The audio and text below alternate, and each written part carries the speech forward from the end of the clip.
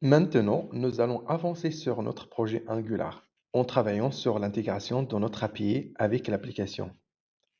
Pour rappel, nous avons déjà notre API qui tourne correctement sur le port 3000. La première étape consiste à générer un service d'Angular. Le service est un élément essentiel dans Angular.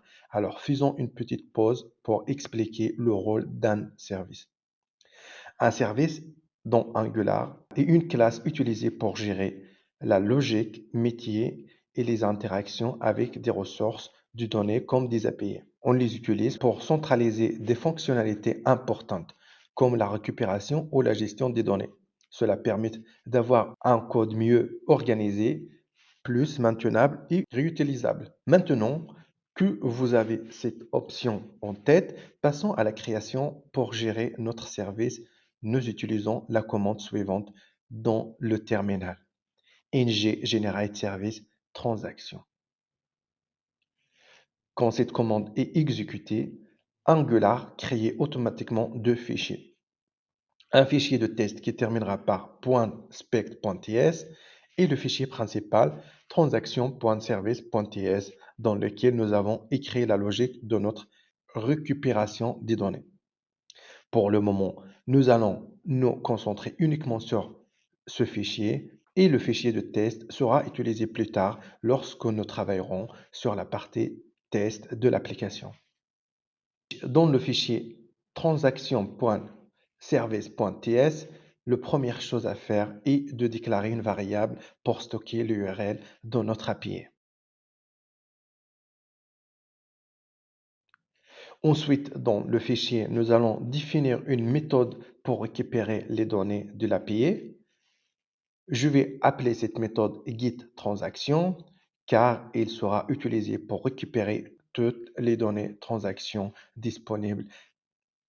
Cette méthode retournera un observable qui est une structure asynchrone dans Angular pour générer des flux de données.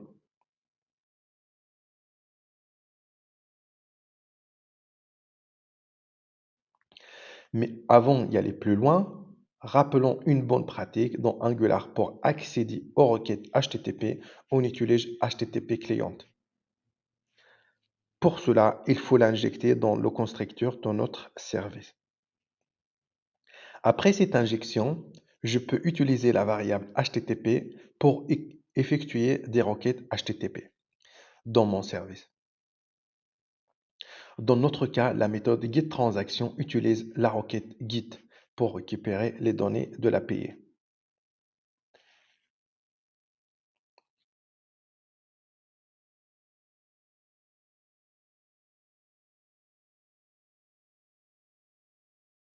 Et maintenant que notre service est prêt, nous allons intégrer dans le composant principal de l'application, c'est-à-dire app.component.ts. La première étape consiste à injecter ce service dans le constructeur de composants.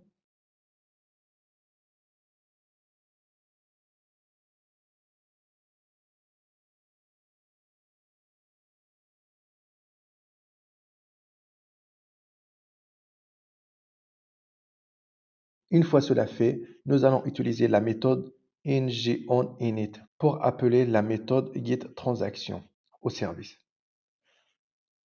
Cela en fait l'endroit idéal pour récupérer les données et effectuer d'autres tâches initialisation.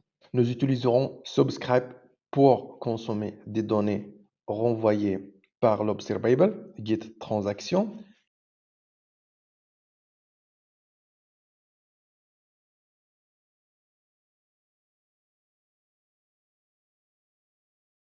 Ces données sont ensuite stockées dans une propriété locale appelée transaction que nous avons définie dans notre composant.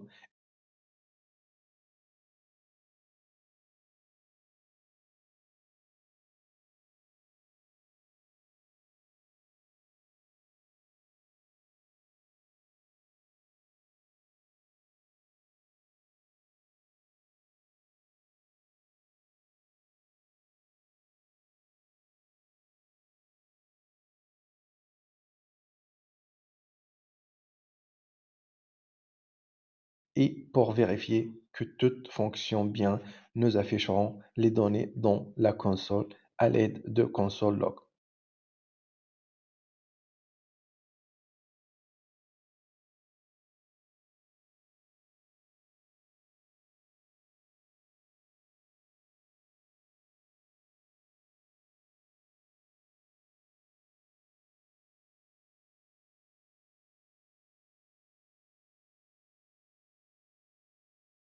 Dernière étape, afficher les données dans le fichier HTML dans notre composant.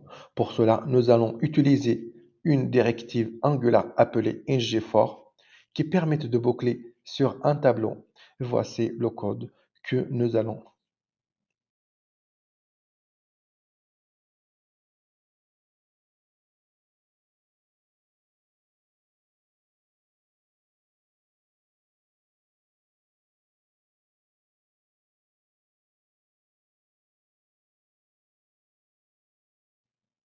Grâce à cette méthode, chaque transaction sera affichée dynamiquement avec son nom, son montant et sa date.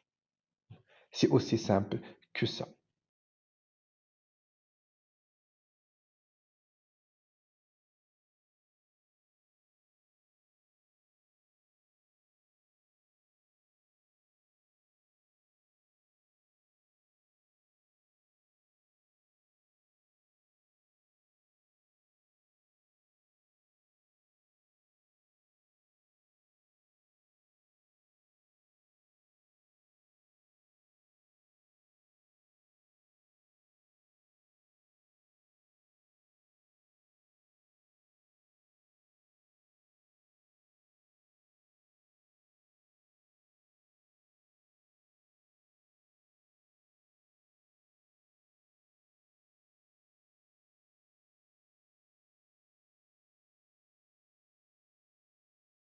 Et une autre étape importante à noter, lorsque vous utilisez la directive ngFor dans Angular 18, il est nécessaire d'importer le modèle common module.